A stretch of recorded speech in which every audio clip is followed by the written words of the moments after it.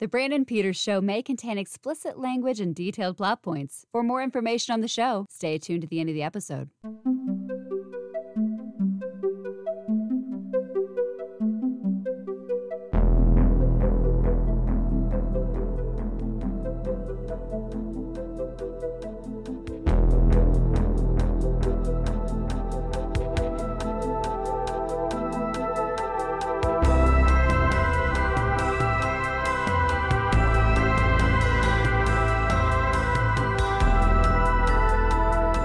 And now, here's Brandon.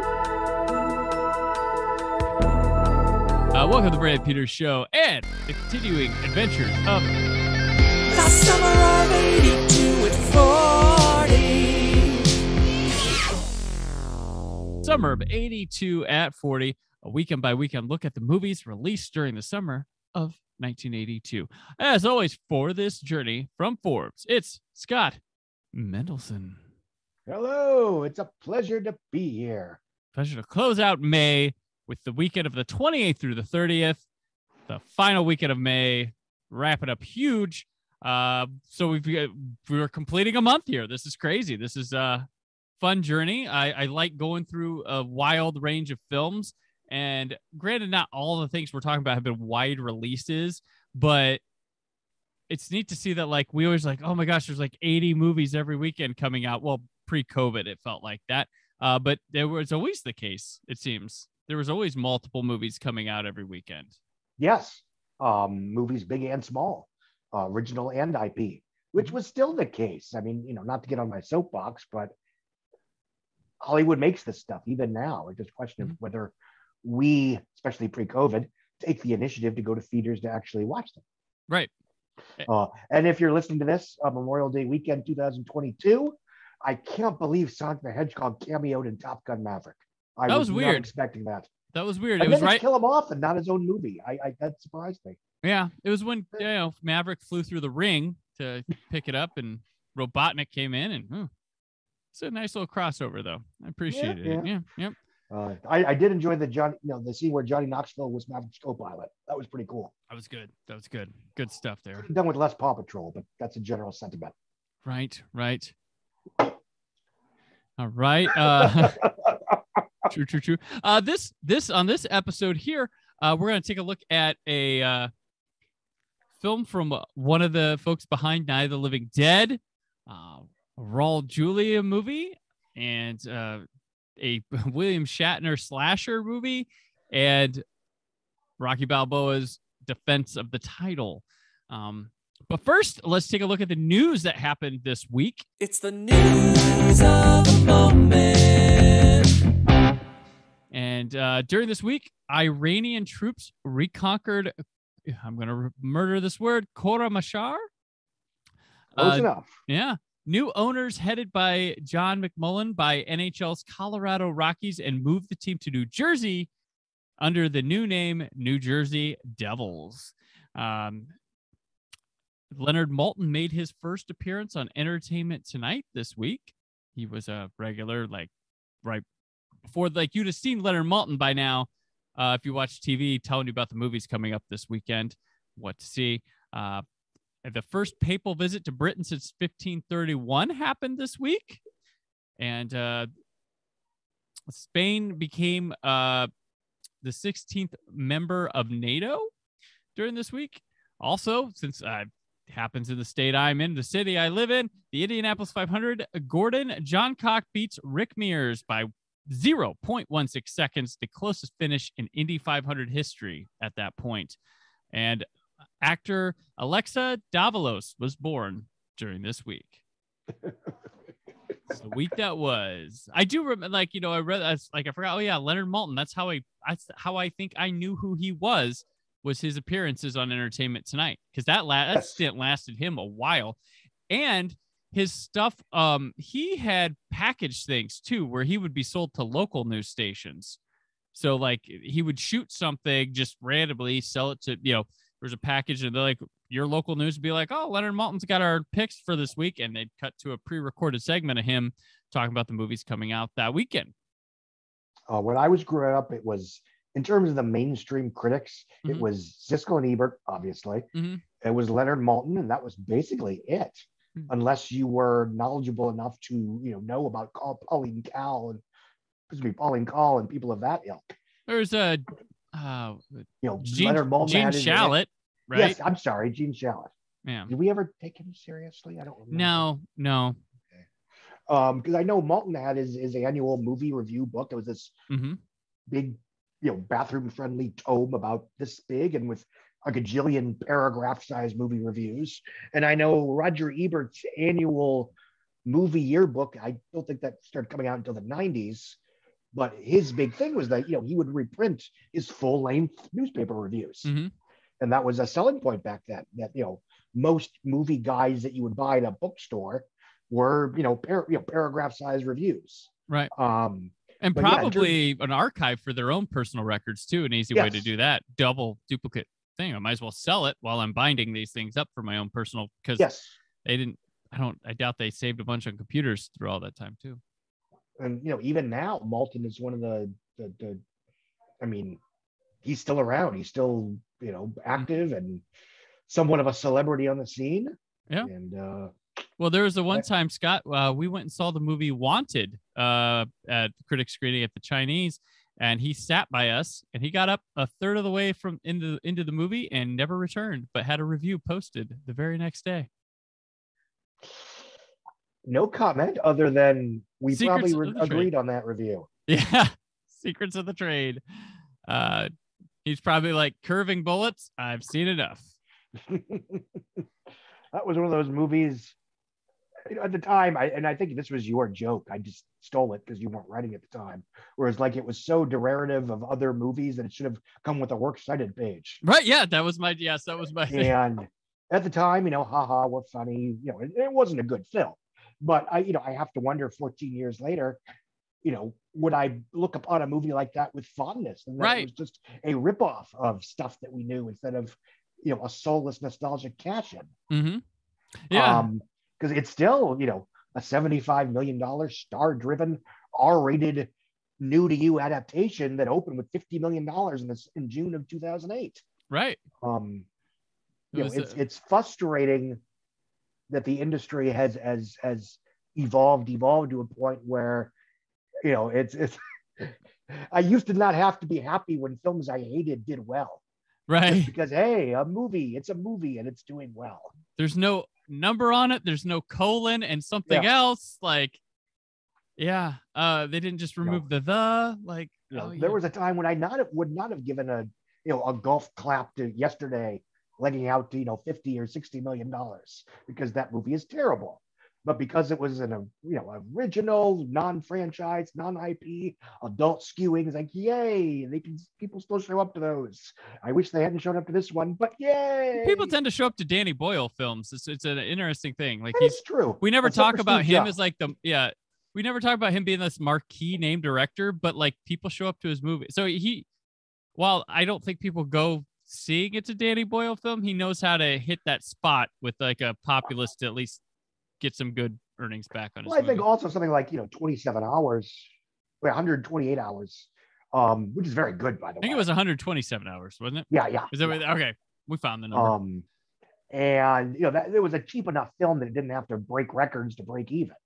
It simply was a participant in the Oscar race that year, and that was enough to give it, to get people to show up. Right. That was that 2010? Might have been 2010. Because that was a year, let's assume it was, and if I'm wrong, someone will correct us on Twitter. That was a year when, Black Swan made $100 million. No one will correct us because it was 2010. Excellent. Black Swan made $100 million. The Fighter made 93 domestic. Yeah. True Grit and Tron made the same amount of money domestically in December 2010. They both made about $170 million. There was just, and again, not to, to do the same cliche as that, the audience, there was an audience, a vibrant audience that would see the event films, but they would also see other stuff. They would go to a movie just to go to a movie. They would either not see the event films or they would see the event films and something else. Right. And that audience is now bye-bye. Yeah.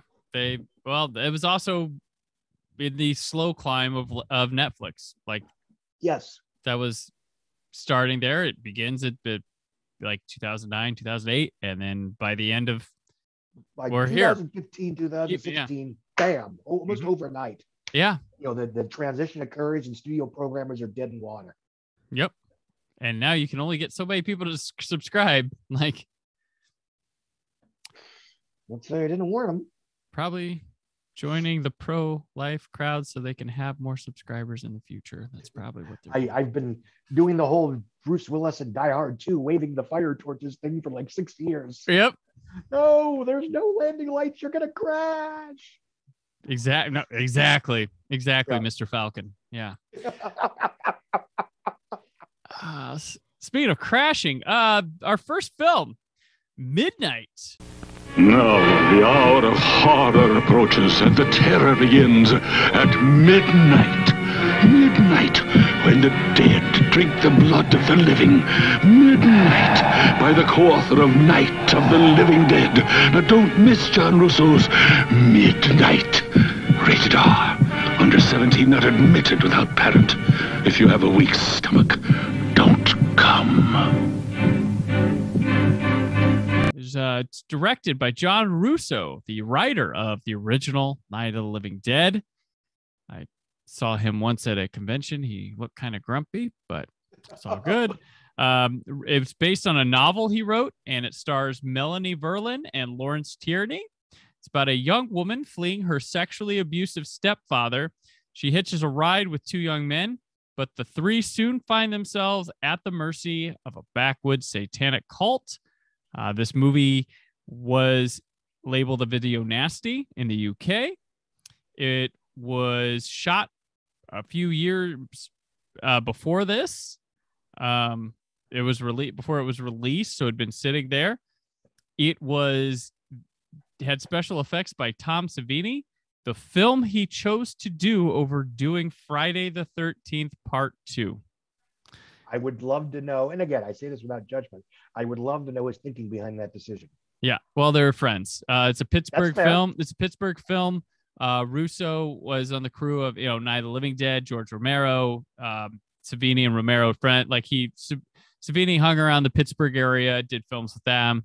So I see him just like, I'm going to work on a film with my buddy, because he probably made the decision before Friday 1 was a big hit. That's true. I don't know what the timeline in terms of that does make sense. Yeah. As for the movie, it's all due respect, it's garbage. It's really bad garbage. Yeah. It is, and they'll even, the trivia, Wikipedia, whatever section, they shot it with very low quality film. 3 people crew, a 3-person crew. Yeah. And when you watch the film, they chose the takes that were best developed, not the ones that were the best takes. Yeah. And you can tell, Mm-hmm. it's grody and not in a cool Texas Chainsaw Massacre kind of way. No, this one definitely wants to be Texas Chainsaw. It does also feel like 3 completely different movies. Yes. Together, and the sexually abusive stepfather somehow winding up hero of this thing does not feel good. It's like, he's bad, but they're worse. Yeah, that kind of works in an action movie, but not when he's a well, the scenes they show of him are like, somebody kill him. Yeah, it's like, it's not subtle. Yeah, it's bad. Women get put in cages. There's like a satanic cult that you see at the beginning and then doesn't show up till later, and then feels like it has nothing to do with anything else. Which, again, if the movie were better made and more compelling, whatever, it's a horror film. I'm not going to test it. But my thing is always, if you're going to include content like that, at least make a good movie. Mm-hmm. So it's the actors are not good. The makeup and special effects are not particularly compelling. I can't really see it much. We watched I think a VHS rip of it. It is available on Blu-ray from Severin Films, but I was not ponying up that. No, it's a curiosity. Yeah. In the sense that, it's a video nasty. That's nice. My favorite part was, I think that's the cemetery from Night of the Living Dead. I think this is the road they're driving on in Night of the Living Dead. That's like my favorite that might be the farmhouse from Night of the Living Dead. Like those are my favorite parts of the movie. Like I really struggle. And the two guys, this girl gets picked up by two assholes. Like it. Yeah. She really goes from one into the fire, from out of the fire into the frying pan, then out of that frying pan into another frying pan, and then another frying pan. Yeah, it almost becomes self-satirical after a while, though it's right. not supposed to be. And it's funny, it's involved with Night of the Living Dead. That is it just sort of shows you to a certain extent how much talent matters. Yeah, that is a polished. I mean, I don't know what the budget was on Night of the Living Dead. I'm not an expert on the making of that picture, but that is a film that looks professional. Yeah, and looks accomplished, and is filled with good performances and strong staging and compelling cinematography and all the things that take for granted, I guess, in movie making. But I can't imagine it was that much more expensive than something like this.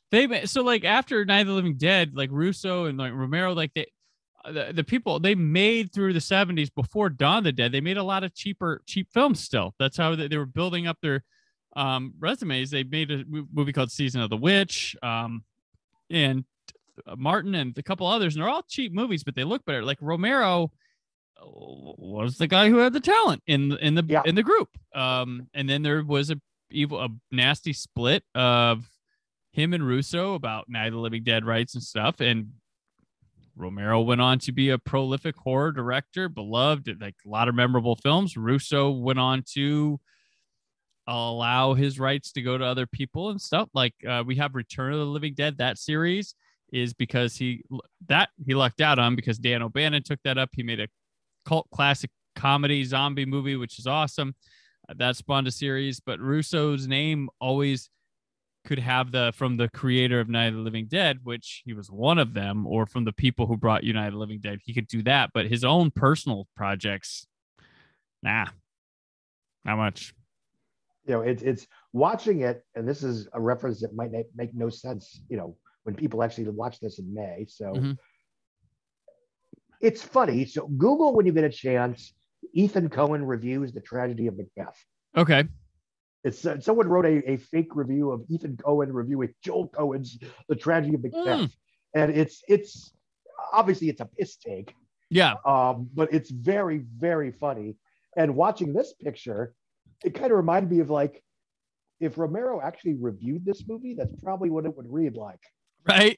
Yeah, this is what you do when you don't have me to save your ass. I have that piece dog-eared because I still haven't got to Macbeth yet. Very funny. I'm overly trying to make my settings and time for it ridiculous. I'm a big Coen Brothers fan, and if I can't get in the theater here and I'm watching at home, I want the best. I don't want to be tired. I don't want the kids to be rowdy. I want to enjoy that movie because I'm a big Coen Brothers fan. Yeah, it's good.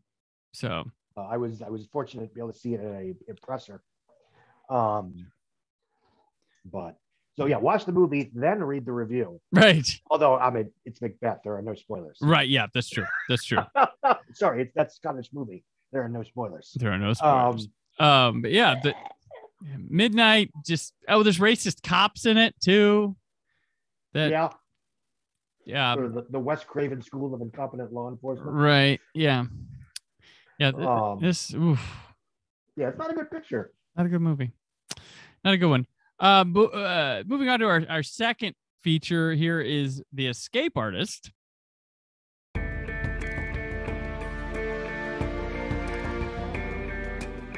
Yes, may I help you? I'd like to see the city editor, please. I have a story for him. What about? I'd like to tell it myself. Hello, Danny. Hey, Uncle Bert, pick a card. Just because you can do a couple of tricks doesn't mean you got it made, kid. The world is full of guys that can pick up a deck and put it down without spilling it. What's your next step, kid? The next step's up. I'm going up.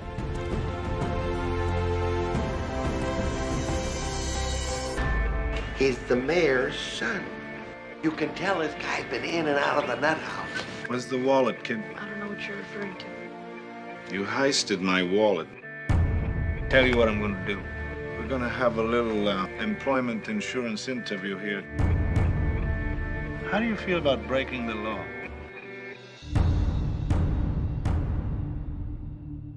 much love. We got a little Lord Fauntleroy here, and the spectacle is disgusting. My old man's a crook. That money is hot. And if you try to spend any of it, I'll kill you. Understand that?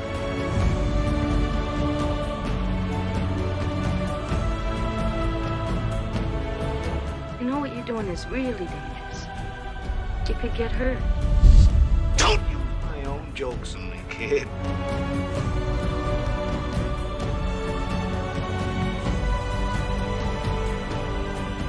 I haven't heard of an escape artist since before the days of flagpole sitters.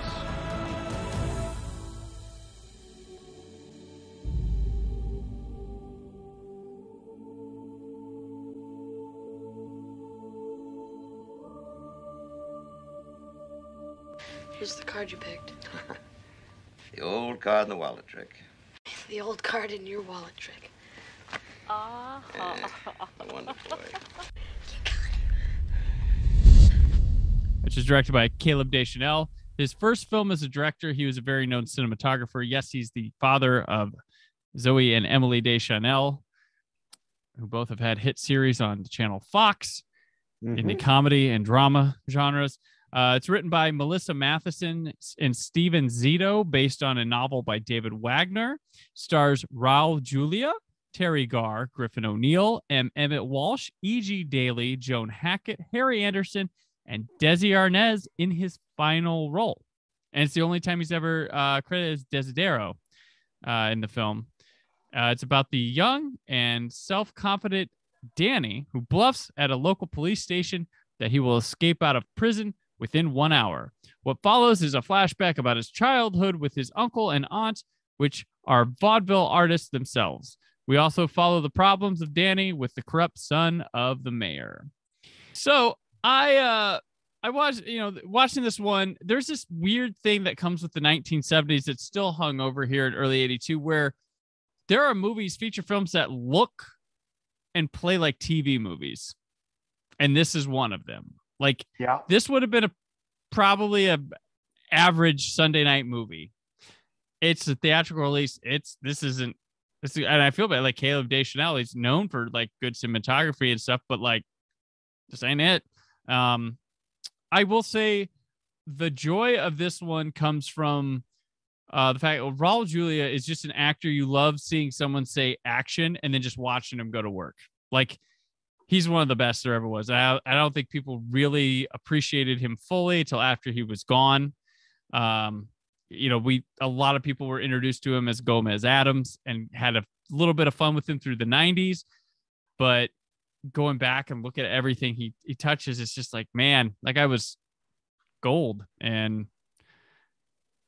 gone too soon. But this one, he's he's a jerk. He plays the son of the mayor. His father in the movie is Desi Arnez.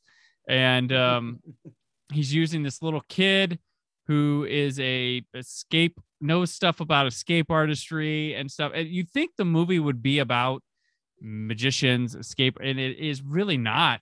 It's about this drama with that. And I just found myself tired with this one. There's some good, like, Julia's great. Seeing all the faces in here is awesome. This is Harry Anderson's first movie, and it's neat that it's a escape artist magician related movie. But I wanted it to be more about. It's called The Escape Artist, and I wanted to be more scenarios with that rather than it based around a bookended one and then some light touches of talking about escape artistry. But I don't know. It was shot in 1980, so another one that got held over and released in 1982. So it's like they're kind of dumping some counter programming here. Like, what you got on the shelf, Phil? I got the escape artist. Who's in that? Desi Arnez from Lucy? Yeah. All right. We'll put it against Rocky. But yeah. I know when you're a cinematographer, you take whatever, you take the offers that you're given, and there's not always even if it's transcendence, continuity. But, the guy, and a lot of these are gorgeous movies, Passion of the Christ, National Treasure, the live action Lion King, the first and best Jack Reacher movie. Right. I mean, this, he's got a fascinating filmography in terms of the eclectic kind of films that he shot. Anyway, that's unfortunately what I have to contribute to the conversation. Other than the Raul Julia thing, I mean, as you know, he had a stroke and he basically was hauled into the ambulance, clutching the script of Desperado. And his role eventually went to Joaquin de Almeida. I think by weird fluke of generational whatever, he certainly is kept alive in the fact that, literally 2 years before he died, he made 2 pictures, The Addams Family and Street Fighter, the movie, that have become beloved generational nostalgic classics to the kids that are now the adults in the room. Right. And say what you will about Street Fighter, and he's terrific in that picture. No, he's great. Like, people are like, "Oh, it's so sad that was his last movie." I'm like, I don't think he would have thought so. No, I don't know whether he knew that he was ill, and that's not my place necessarily, but he certainly, it's a wonderfully pitch perfect spoof of the very specific kind of scene stealing villainy that we saw on the regular between like Die Hard and I'm trying to think when the last ones of those were. I mean, Blade, maybe Mask of Zorro, where you have this big star that just steals the entire movie out from the leading man and just hams it up like there's no tomorrow. Right. Maybe Sean Connery's The Avengers kind of nipped that in the bud for a while. People would argue Batman. But anyway, no, that's all I've got on that one. Yeah, it's I don't think it's some gem to seek out unless you just want to watch Raul Julia play. Then that would be the reason to check out The Escape Artist. This was one that was one this week. I was like, ooh, that could be pretty good. I'm looking forward to that. Alas, didn't work out for me. Tuesday, all hands on deck for Bob Hope's All-Star Birthday Party in Annapolis. Then relive TV's most memorable seconds. I can't believe I ate that whole thing. See the TV ads you weren't supposed to see again on television's greatest commercials after Bob Hope's All-Star Birthday Party Tuesday. So speaking of something that looks like a TV movie, let's see what was going on in TV land this week with the top 10 Nielsen rated shows. Segue. Yes.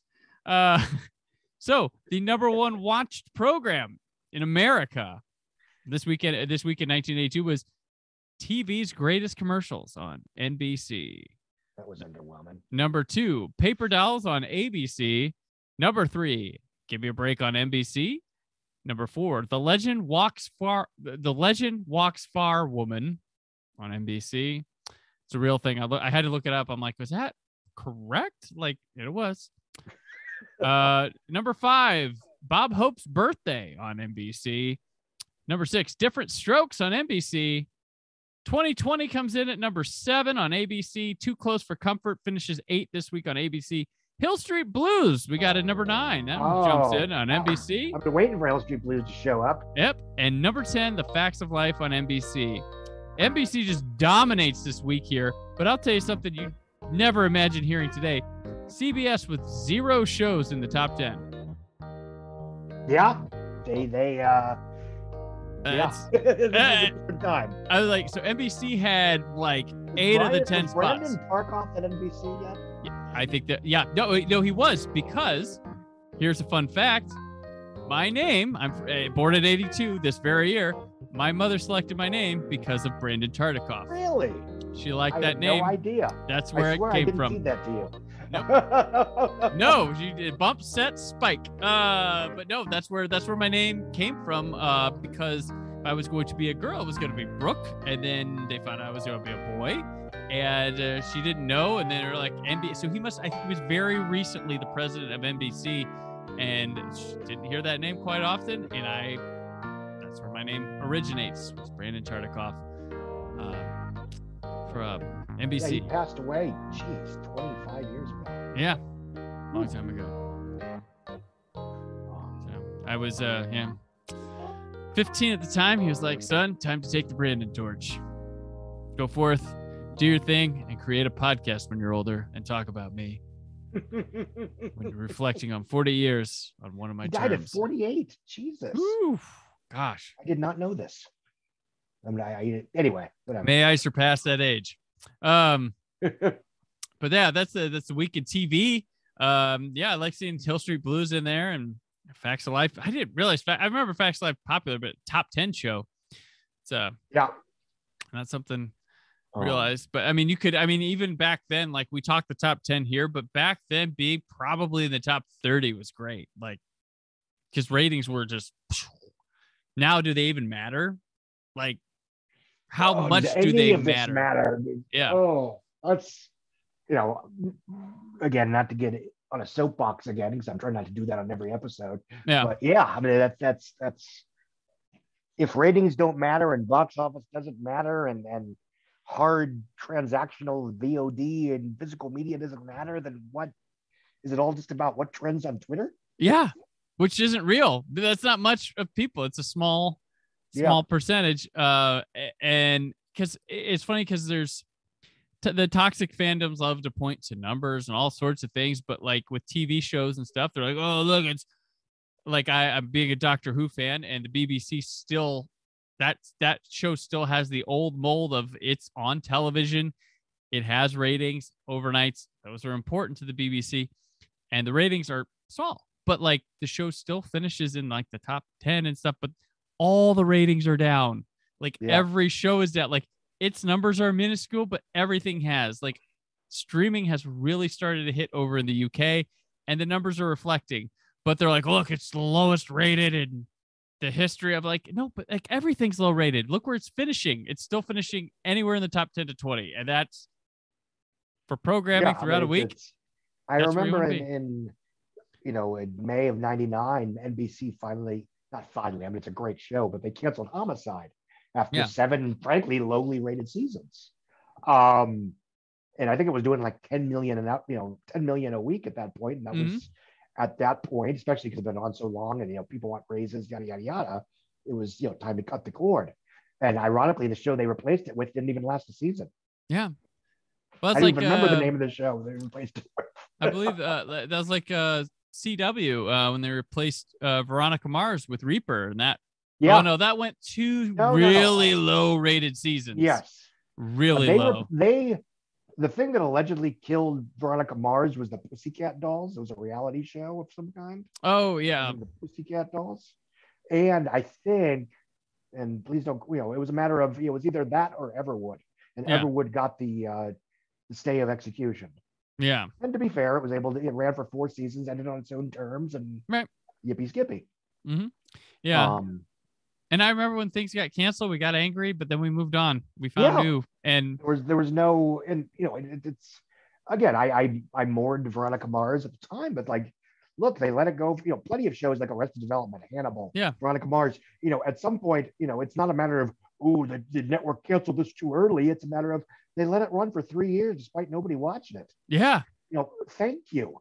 Yeah, exactly. Like Firefly back in the day. That was a mishandled show. We'll give it a movie. The movie broke even. Yeah. And it was like, well, that's probably the best we're going to get here. Just dooming Joss Whedon to end his days in what's the term? Exile and cult fandom, and I'm missing a word that's on top of my tongue, until they got a call from Kevin Feige to put him back on the top of the pop culture mountain. Yeah. I like that nobody regretted. The thing that lacks in the terms of like fandom side of things with pop culture and media is they never bother once to learn the business angle of it all. It's told to be the enemy, but once, I always preach this on the show, once you learn that, it all makes sense and you don't get as mad and you understand decisions. You get mad at bad decisions still, but like, and you realize it's all made up. Like, but to a certain extent, and it's a part of it. It does annoy me the extent that the discourse has become so fan driven and so some people in some outlets, again, you want why didn't this film do well at the box office? It's not a secret. It's because people don't see films like that anymore. Yeah. Why did Widows bomb? It wasn't because it was badly marketed. It's because people don't show up for that kind of movie. They should. Yeah. But they don't. Yeah, it's a really good movie too. Yeah. Yeah. That was, even I had faith in that one up to the, if anything, the trailer was too good. It looked really intense. Yeah. I'm sure there's probably people that thought that's not look like a fun time. But it was a beautiful time. It was. Yeah. Oh gosh. But yeah, what some people thought was some fun time during this week was visiting hours. Did they? Yes. Well, when we get to the box office report, I shall be proven right. In this hospital, your next visit may be your last.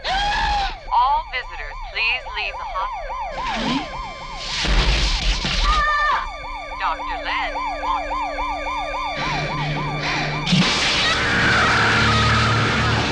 Visiting hours, so frightening you may never recover. Starring Lee Grant, William Shatner, Linda Pearl.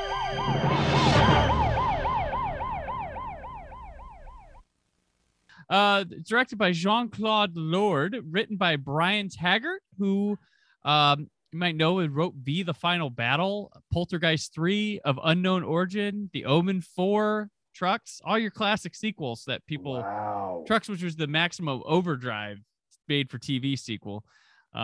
Stars Lee Grant, William Shatner, Michael Ironside, Linda Pearl, and Lenore Zahn.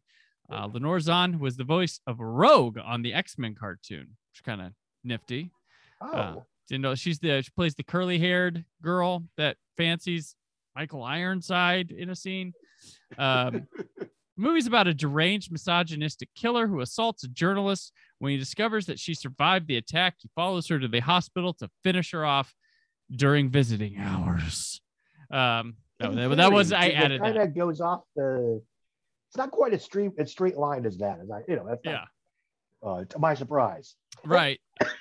This is our second. I'm dying. I just had too much Coke in the wrong way. All good. The drink for our audio listeners, the soda drink, not the powder. Yes, Pepsi, cherry Pepsi. Is that cherry Pepsi or Pepsi?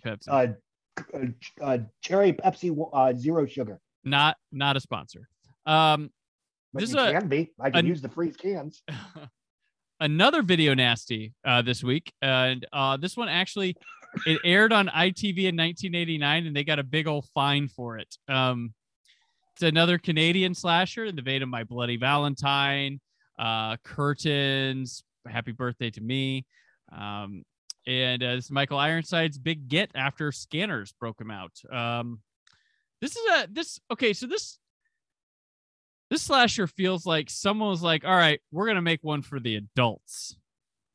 Yeah. We're going to put some known people in it, and we are going to make it for the adult. We're this is a fad, but let's make one for the older kids to show it how it's done when it's classy. And it ends up being just as schlocky, if not more, than others. With like Lee Grant's someone I think time has passed. Like she was a big star, like a lot of TV stuff, everything, but like she was a known person. If you watch a lot of classic films, classic television, you know who Lee Grant is. But I'm like, oh well, she never starred in a like Star Trek or Star Wars, Marvel thing. Like she never was in those projects, and those aren't the ones people go back and revisit. But I know her. I know, like, always shows up like, oh, but this is probably one of those fandom things or the closest thing she did. She was in Columbo. She did that, but I don't think the kids go back and watch Columbo. They should. It's pretty good stuff. Spielberg directed Columbo. But she's here. She's our final girl person. Shatner's here. Looks like he had free time to shoot some scenes here and there. I think he wanted to play the killer, but he lost out to Michael Ironside. He's pretty fun here. He's eating in scenes, and he's not. He doesn't feel like he's like, well, I'm here for a check. He looks like he's enjoying himself. Linda Pearl is a bit of a halvesies final girl-esque lead type person, but I don't know. What'd you think of this one, Scott? More interesting than good. And, I know that's been a pattern for a number of these pictures. Mm-hmm. You're absolutely right in the sense that it does feel like a prototypical early 80s slasher that's aimed at, your parents, mm-hmm. people that would otherwise turn their nose and, oh, you're watching a Halloween movie or a Friday the 13th movie. Oh, your babysitter's coming. We're going to the movies. We're going to see Visiting Hours, the thriller. with the guy from T.J. Hooker. Yep. It's a serious picture. Which it's bad. It's narratively overly complicated. Without going into details, the murderer seems to make like a figure eight in terms of who he's stalking at any given time. Right. There's a scene early on where two bystander nurses are murdered right in front of one of our main characters, who seems to not be all that bothered by that. Yeah. She takes that pretty well. Layla, hold on. Okay. The film is violent. It is, pretty on the nose in terms of both on-screen violence, explicit sexual motivations for the murderer. There's like a rapish scene in it too. There's no metaphor here. Yeah. He's a misogynistic asshole that wants to kill women because he doesn't like women. And he writes angry anti-Semitic letters to things and puts them on his wall. And in that sense, it's nice that, again, it doesn't hide behind metaphor. Yeah. Where it doesn't have, it's for as many serial killer movies as we got, even before Silence of the Lambs, because, we did see a few here and there. Mm-hmm. There were very few that just were out and out said, he's white trash that hates women, and that's why he does it. Yeah. It's I don't think Kiss the Girls is great cinema, but I do like that it doesn't shy away from that very realistic motivation. Right. And that even a guy that, spoiler, looked like Gary Elwell's can still be a misogynistic incel troll. Yes. But yeah, as a movie, it's boilerplate, bargain basement. The production design of the hospital looks fine. Again, I accidentally mentioned this while talking about the other movie, but yeah, it was shot around the same time as Halloween 2. Yeah. And there are certain similarities, intentional or not. And I think other than, as you noted, the idea that it's sort of a slasher film, a dead teenager movie without teenagers. Right. And it's William Shatner in a non-Star Trek role. It's pretty disposable.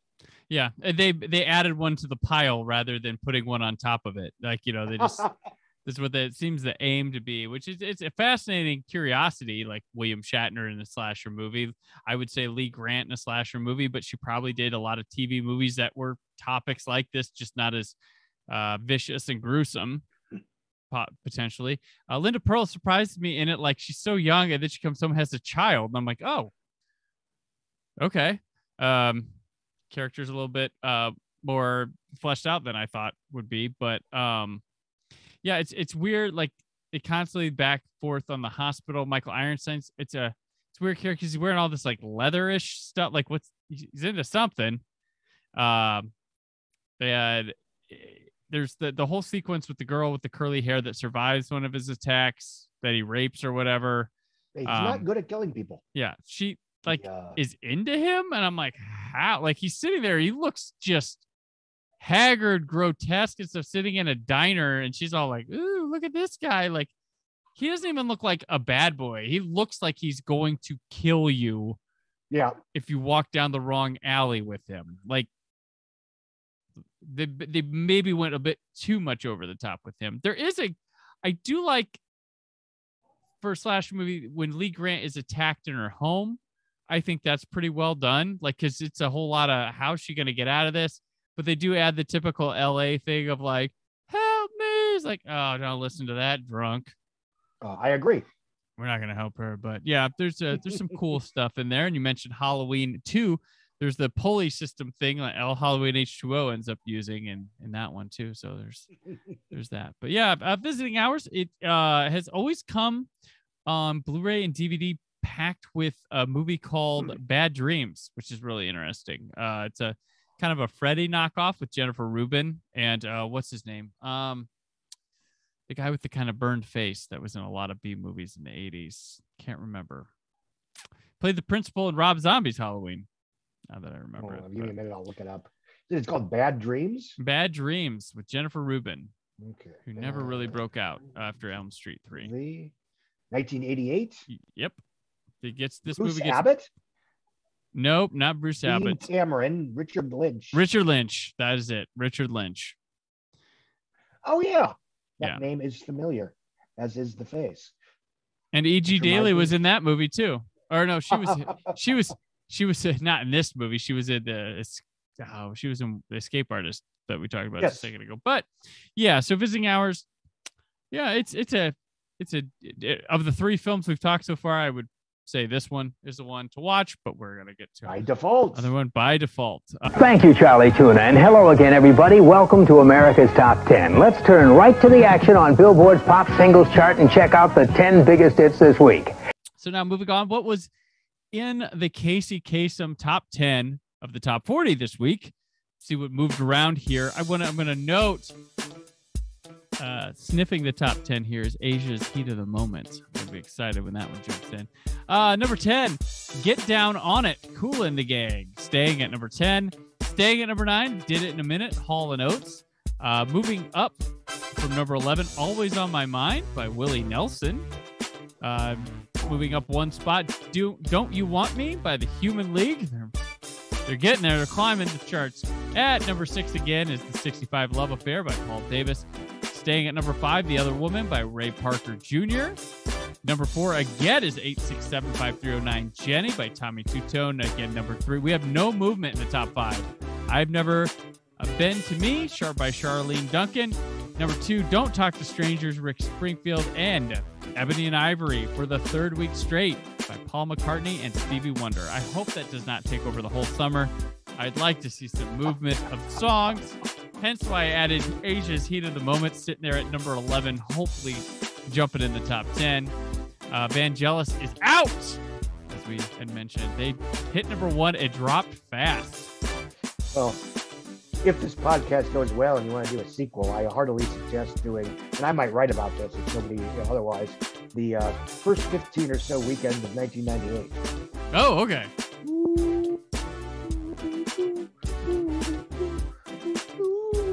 Anyway. Yeah, that. Oh, yeah, that would. Yeah, we will start. What was it?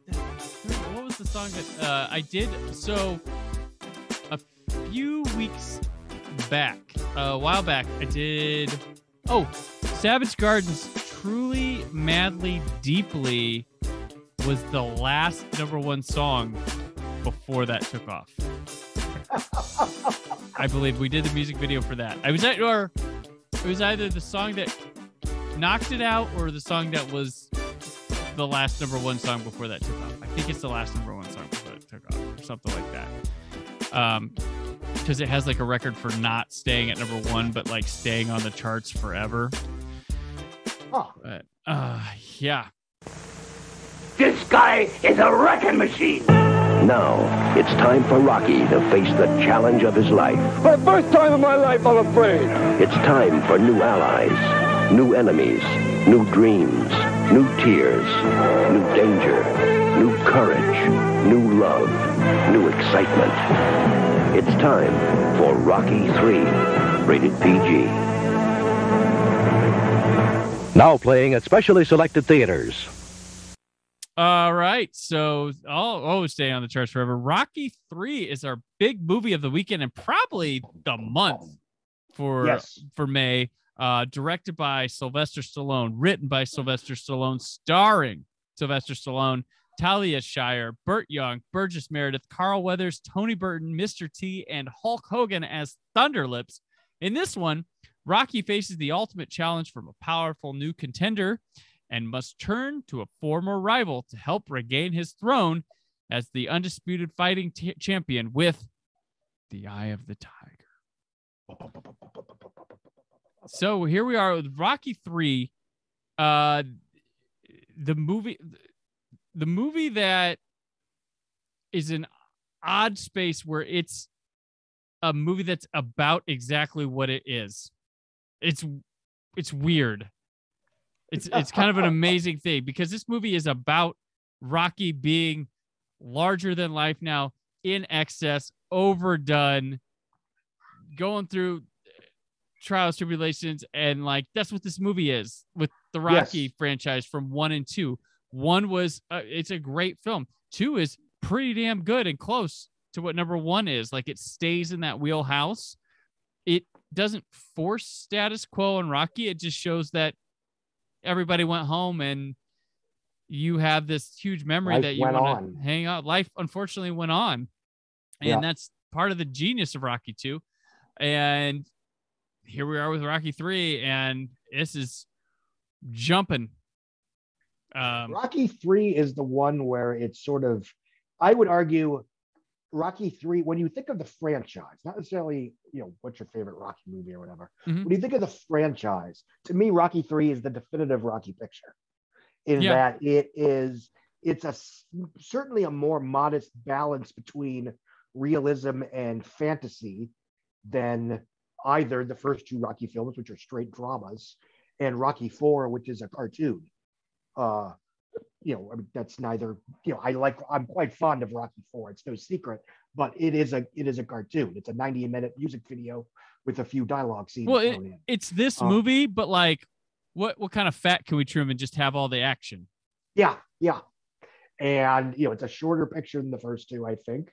And it feels larger than life. The production value is increased. I mean, it feels like it's shot on a fancier stock of film even. And you're right in the fact that it does reflect both the protagonist and the actor.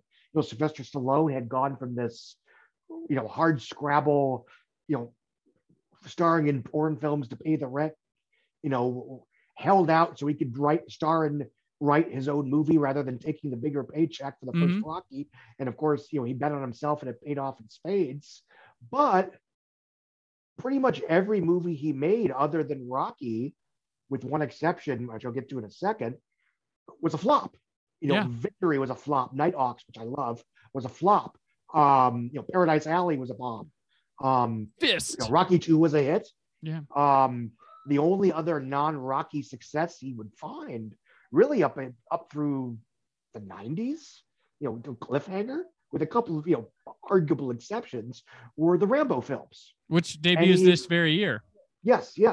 But even that First Blood was, it's an action picture, but it's not a larger than life action adventure spectacular.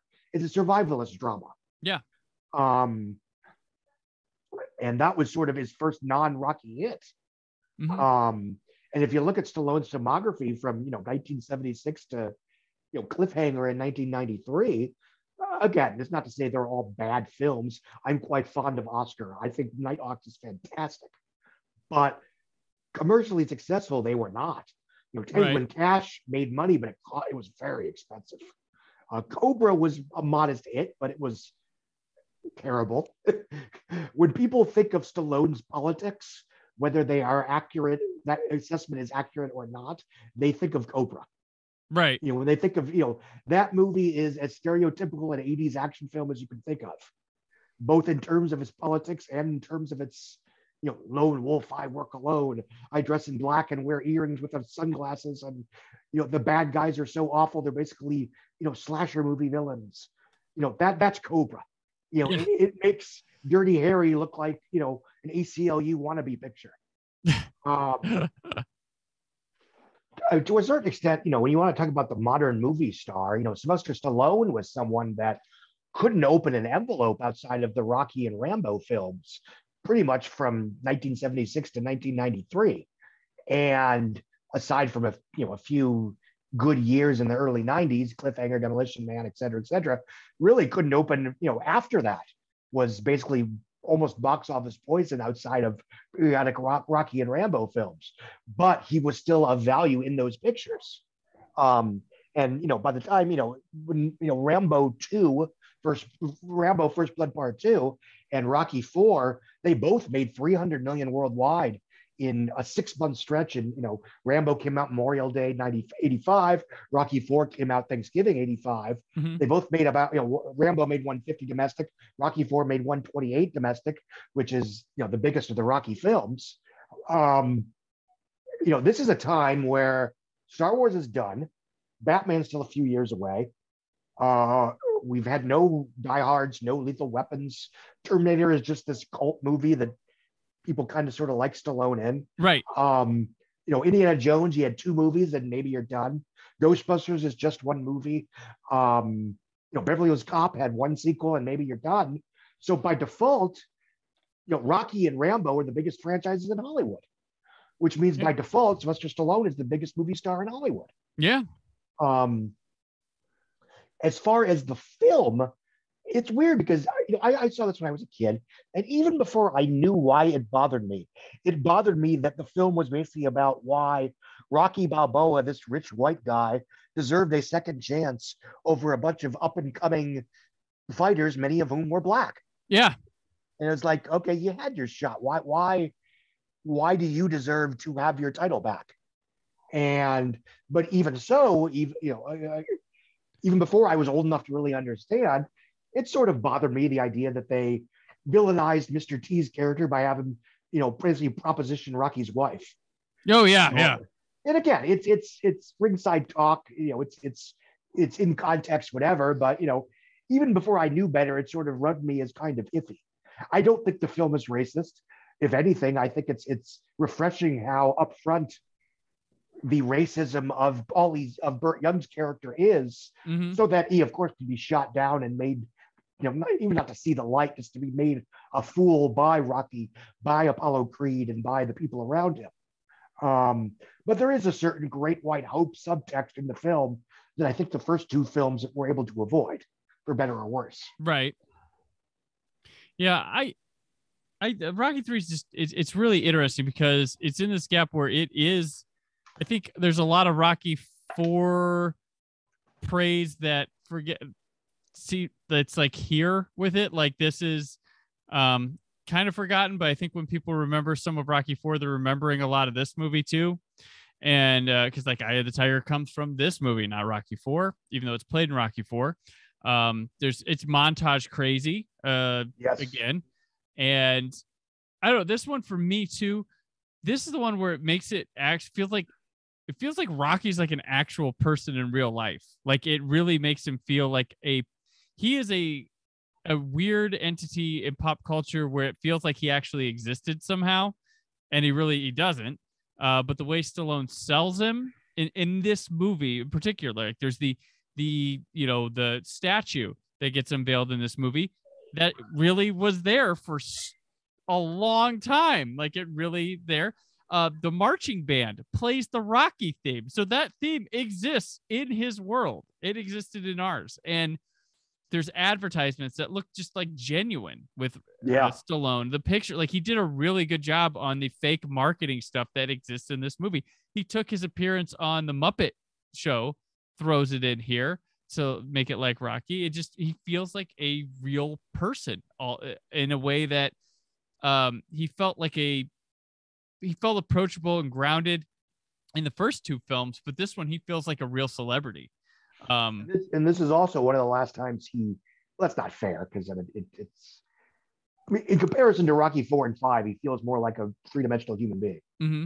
I will say, obviously, things got better with Rocky Balboa and the Creed pictures. Yeah, and I think part of the charm of Rocky, it's funny because now Rocky has turned from, he was the idiot street prophet type guy that everybody's, okay, always giving advice, to now he became the guy that we're like, well, we have to listen to him now. Like, like he's powerful. We have to, well, and you're absolutely right in the sense that he became more like Sylvester Stallone. Yeah. In that he's intelligent, he's handsome, he's well dressed. Mm-hmm. He's not, even in Rocky 2, he's clearly not playing himself. Yeah. And he's clearly a character that isn't all that bright and isn't necessarily, obviously he's street smart, but he's not, he's he doesn't know proper, he's not the kind of guy that would, you'd have to teach him proper silverware manners in right. those, Pygmalion type scenarios. The baby fat's he gone. Can't read. Too. Yeah. But he can't read in part two. Right. And again, that's part of and one interesting thing about the Rocky character through all the entire films and onward is that he's one of the few really iconic cinematic characters who isn't defined by violence. Right. He's right. not, yes, he boxes, but he's not trying to hurt somebody in the ring. It's a sport. Yeah. And outside of the ring, he is a kind and sensitive and sensible and decent guy. He is not an action hero and he's not a villain. Right. He's not Luke Skywalker. He's not Travis Bickle. He's just a nice regular guy. Rocky movies are dramas. They're not they're dramas. Action movies. Yeah.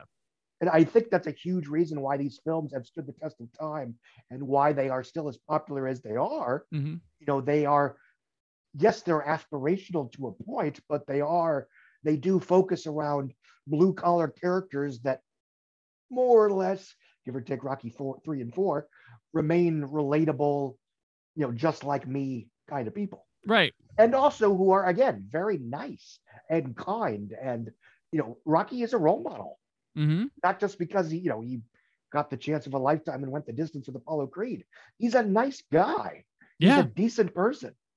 And I think when we think of the characters that have stood out as larger than life in cinema, again, you know, most of them are people who do violence, either action heroes or action villains, or, you know, monsters, or even something like, you know, certain comedies that have, you know, Bluto from Animal House.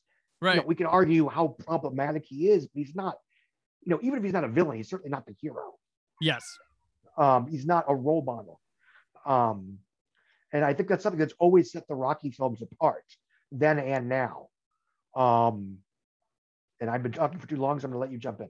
No, it's, you know, it's 100% agree with that. It's Rocky's an interesting character because he's crafting a series. He's not, and it's a time where like the sequels were all slashers. They were Star Trek movies. There were, I don't know, it wasn't Prestige at the time, and this is an Oscar picture that is getting franchised out. Picture winner that spawned an 8 film franchise. 8 film, and that would continue to garner nominations. Yeah. Even in its latter ones. So, and you know, between you and me, I think Creed deserved a few more nominations than it got. Absolutely. And it defies the odds as well, because when he came back for Rocky Balboa, it was like, you're like, oh my gosh. And it was really good. And really good. Yeah. It's the third best behind Rocky and Creed. Yeah. And then Creed comes out. And then Creed 2, which sounded like a bad idea, winds up being like, oh, that was really good. Like, wow, you took that stupid premise and used that as a challenge to make a good movie out of it. Mm-hmm. The other thing about Rocky 3 is that it's the plot that has most defined the Rocky films, in that the hero isn't quite prepared to take on a younger, more brutal challenger and loses, and then has to get their mojo back and then triumphs. And of course, that get ripped off all the time. Everything from Cars 3 to Dark Knight Rises. Right. And you know, it's a popular trope for part 3s. You know, Iron Man, Star Trek Beyond to a certain extent, Logan, or Thor Ragnarok, where you have the hero, you know, sort of lose everything that defines him in terms of his toys and his structural advantages. You know, it's you know, to use the obvious quote, you take away Iron Man's suit, what is Tony Stark? Mm-hmm. And that's that's a good place to be in your third picture. Mm-hmm. And Rocky 3, by default of being one of the first threequels that wasn't a horror movie of the modern era, you know, sort of defined that. Right. And they try to mix it up. They give him a box, you know, he loses badly, but we also have that exhibition match with Hulk Hogan, Thunderlips. That's crazy. That does something wild and different and gives us usually these have had one boxing match. This has 3 in it. And you know, it allows Carl Weathers to play in a different sandbox. Yeah. To play a different, I mean, not a different character, but play different flavors. And the films, you know, the first 2 films, one of the reasons they work as well as they do is they never ever villainize Apollo Creed. No. Even in the second, especially in the second film, where we can absolutely understand his resentment and his anger at, you know, he won the fight, but he's still being treated as a loser. Yeah. Stallone's not a dummy. Like everybody looks through, they look at him thinking he's Rocky. He's an incredibly intelligent guy and a big film nerd. And it's crazy. That doesn't always reflect it in the final product, I'll be honest. Yeah. To an extent that sometimes baffles me. Mm-hmm. But, you know, listening to him talk, he knows his shit. Which is, it's funny. I don't know if you watch the 90-minute making of documentary for the new cut of Rocky 4, But I'll be honest, I'm not a huge fan of the Ivan versus Drago or Rocky versus Drago cut. I think the medical cut's better. But it's certainly interesting listening to him think about the process and the choices that he made, even though in the moment I'm like, that's wrong. Right. Like, ooh, I disagree with that. But it's he clearly knows what he's doing. Mm-hmm. And one thing that's undervalued kind of the Rocky series, which Talia Shire, he always cedes to her. Like he always has a strong thing, which surprises me when he has her pass in the storyline when he does Rocky Balboa. But I think he was using that as something that he needed Rocky to be on his own or like struggling to make his own decisions, because if she's there, he's fine. Well, he needed to be laid low, because if they're happily married, then really, why is he doing this? Yeah. And it's unfortunate, but he's right. And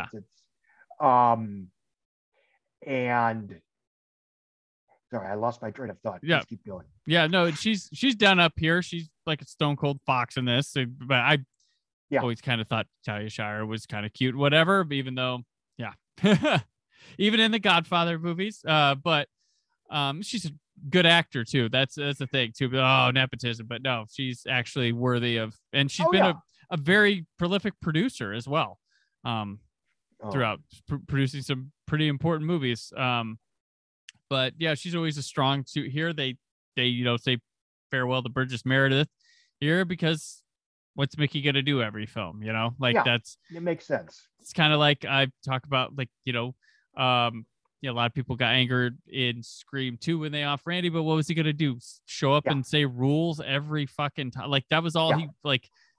They knew something ahead of time, and they hit something at a peak, and it's brilliant. But there's some characters that, like, I guess some people like people just Never doing the leaving. Puppet tricks, party tricks every time. But if you're making some serious stuff, making some stuff progress along, then it's natural, and you get a new flavor with Carl Weathers. It's a new dichotomy. It gets explored and dumped in the next one, but is still there for later when they do Creed. And Creed, the film, like, because of how he portrays Weather, how athletes were and stuff, like, it feels totally plausible that could work. And it's open there. You can see it in the personality of Carl Weathers. But the Rocky 3 is pretty strong. It's pretty good movement from the second one to jump like, hey, this is what happened to this guy when he gets huge and forgets his hunger, like what it is. Like it's very much, there's the young and hungry versus the older and now comfortable in life. That's a universal theme with all, like, art, music, movies. Like the hungry youth his albums were better when the first few albums, because they were young. They were written in a time of desperation of, like, I'm young, I have no money, I live out of a van, like all those things. And then when you get married, have kids, and you're comfy, like, where's the conflict? Where's the thing? It's like everyone wondering, when are we going to see the return of that Eddie Murphy that made like 3 movies 40 years ago? Yeah. Yeah. I mean, that was a moment in time. Yeah. And, he basically killed that persona in The Nutty Professor. That's what that movie was about. Right. Yeah. He clearly would rather, and, I say this without criticism, he wanted to be the straight man, the reactor to chaos around him. And I think that's sort of the change that you see with certain comic actors when you think, they sold out or they weren't as edgy as were they sort of evolved from the creator of chaos to the straight man to the chaos around them. Right. Adam Sandler is a good example where, something like Billy Madison, where he's the instigator, mm-hmm. while something like, Big Daddy, or Click, where he's reacting to the madness around him. Yeah. Yeah. The other thing about Stallone is that, he's a very good writer. Yeah. I don't know if if you're listening or watching this and you have not seen Homefront, it's one of Jason Statham's best action pictures. Right. Yeah. And Stallone wrote it. I mean, I don't know if he wrote it a while ago for him to star, but he does not star in it. And it's got a killer cast. Winona Ryder, James Franco, Kate Bosworth. Mm-hmm. I think Clancy Brown's in it. I think so. Yeah, that was a really good movie. Yeah. And it's just really, it's just a solid picture that's just really well written and really well acted. And yeah, I wish he would write other people's movies more often. His only weakness is comedy and him thinking he's a comedian. That's where Stallone's. No, I like Oscar. Oscar is pretty darn good. Oh, I don't like Oscar. Fair enough. I'm out. Demolition Man's I would tap out. Demolition Man's good. Yeah. That I think is by default his most intentionally funny movie. Mm-hmm. Somewhere in here in this early 80s, he does that movie with Dolly Parton. Rhinestone Cowboy. Yeah. That's the one. That Stop and My Mom Will Shoot were the ones that are like, stop making comedies. Yep, like, you're not funny. A couple of them. He could be funny. And I like one of them. Yeah, he could be funny in comedies. He just needs to be not be the one making the jokes. He needs. Yes. Yeah, that's the thing. And I guess that's part of why I enjoy Oscar, is that to a certain extent he's reacting to the slamming doors farce going on. Gotcha. But whatever. I mean, it's but you know what is no joke? Rocky III's box office. So Scott, you have the box office. Fun trivia. What? This movie opened with $12 million over its Friday to Sunday weekend, $16 million over the Memorial Day weekend. Its Friday to Sunday number was the second biggest opening weekend ever for anything, behind the $14.1 million December 1981 domestic debut of Superman 2. Ooh. Wow. Spoiler, the opening weekend record was going to fall very soon. Very soon. So yeah, Rocky 3, $16 million on 939 screens. That's an incredible 17,056 per theater average. That was, I believe, I apologize. There's a piece of trivia that, oh crap. You know what? Never mind. I remember when Fahrenheit 9/11 came out in summer 2004. It opened to like $22 million on under 1,000 screens. Oh. And I remember that being like some kind of record in terms of an opening weekend for under 1,000 screens that had been previously set by Rocky 3. Wow. That doesn't seem right now. So if someone's watching this in 3 months, hopefully I'll have figured it out by then. But anyway, it made $16 million and would go on to earn approximately $125 million at the domestic box office, as well as, well, I don't have the overseas numbers here, but I think I want to say it's 100, but I know it did very well worldwide. Because again, Stallone is one of those actors like Schwarzenegger that was slightly ahead of the curve in terms of overseas box office appeal. 270 million worldwide on a $17 million budget. Oh. So yeah, it was a massive hit. The first one did 117, the second one did 85. So this was actually an upswing from both of the previous pictures. And hold on a second, I'm stalling to see about how well it did for the year overall, because I think it was certainly the top 5. What was it, 1982? 80s? Obviously, it's behind E.T. Yeah, it's behind E.T. and holy shit. Raiders of the Lost Ark, which came out in 1981, made $190 million of its money in 1982? No, there's in a couple weeks, we have a re-release of it coming in a couple weeks. Okay, that makes more sense. And spoiler, it tops the box office. That does not surprise me. The first movie ever to make $10 million in a single weekend was Star Wars, in not remotely its opening weekend. Okay. I think it was an opening weekend of a reissue. So it was behind in films that actually came, new films of 82. It was behind spoiler, E.T. obviously, Tootsie, Officer and a Gentleman, which would come out in later this summer, and then Rocky 4, and just behind Rocky 4, Porky's, which one of these days I need to watch because it comes up every week, and I say, I need to watch Porky's. I've never seen Porky's. I gotta watch that Porky's. Anyway, number 2 was Visiting Hours. They told you people wanted to see it. Yeah, it did a halfway decent $5.25 million in opening weekend. And it would top out at a perfectly okay, for the kind of movie this is, $12.5 million. No, I mean, Yeah. that was fun for what it was. Right. Conan the Barbarian would make 5.2 in its third, although it's, the Friday, we're talking about Friday to Monday here, its third weekend for a $28 million total on its way to a $40 million finish. Dead Men Don't Wear Plaid would go up over the multi-day weekend with 4.6 on the way to a final total of 18.2. And then Porky's, which added 500 additional screens over Memorial Day weekend in its 11th weekend in theaters to earn $4.5 million. The juggernaut. 1,600 theaters. That's by far the most theaters for any movie this weekend. I mean, Conan was on 1,300 screens. Porky was on 1,600. That's Rocky 3 opened on 939 screens. So this is an amazing, amazing performance that frankly doesn't get talked about enough. No. And I may have to have a retrospective ready to go when Porky's ruled the box office. Porky's was the Titanic of its day. Yeah. Kinda. Not really. It's turning 40 this year. It's relevant. There you go. It would end up with $109 million. Sword in the Stone. Sorcerer.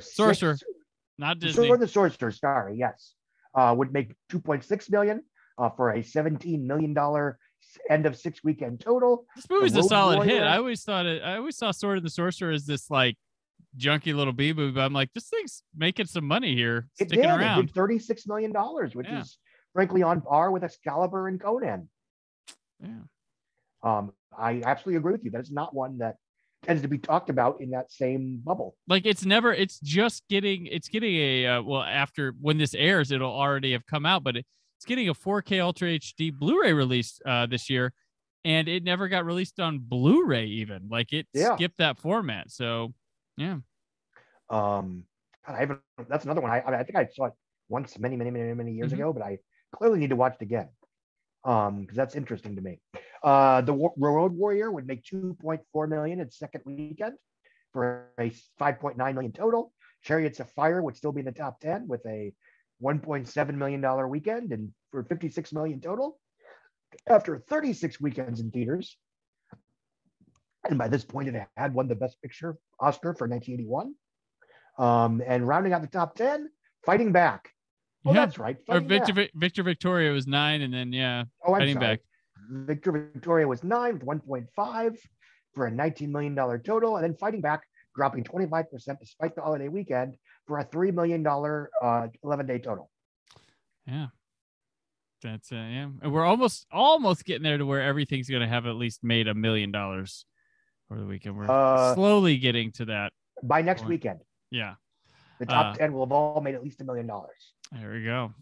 Bulking up that summer cash. But yeah, interesting round out here. The Chariots of Fire slowly falling out of the film top 10 and its musical top 10. It dropped like a rock once it hit number 1. Yes. Slight spoiler, it ends up number 11 next weekend. Chariots of Fire. Goodbye, Chariots of Fire. Yeah. But we got some like known additions coming here next week. We do. But that'll do it for this week. The last weekend of May. Scott, thank you for joining me. Before we sign out, let people know where they can keep up with you. Forbes. I write for Forbes. Please Google some variation of Scott Mendelson, The Ticket Booth, and Forbes. I can be found at Twitter at Scott Mendelson, and that's pretty much where you track me down. All right. I'm on Twitter and Instagram at Brandon4KUHD, written work on whysoblue.com. Scott, myself, and William Shatner are back next week, where you can take your bets on who does the better Khan impression and who we believe directed Poltergeist, and all that, and some hanky panky as we continue on to the first weekend of June in the summer of 1982. But until then, stay film positive. The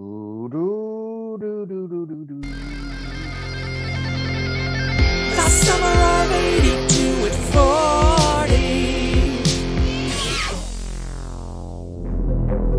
40. Thank you for listening.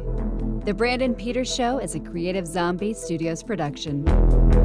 Produced by Brad Shoemaker and Brandon Peters. Written and edited by Brandon Peters. Announcer vocals by Jessica Alsman. Theme song by Metavari. Web design and show art by Brad Shoemaker with Brandon Peters. All music and clips featured in the episode are property of their respective studios, and no infringement is intended. The Summer of '82 at 40 and News of the Moment, themes by Press Maxon. Additional information on this and other episodes at thebrandonpetershow.com. For any inquiries, press opportunities, or sponsorship, contact mail at thebrandonpetershow.com. The show is available on Apple Podcasts, Spotify, or anywhere podcasts are found.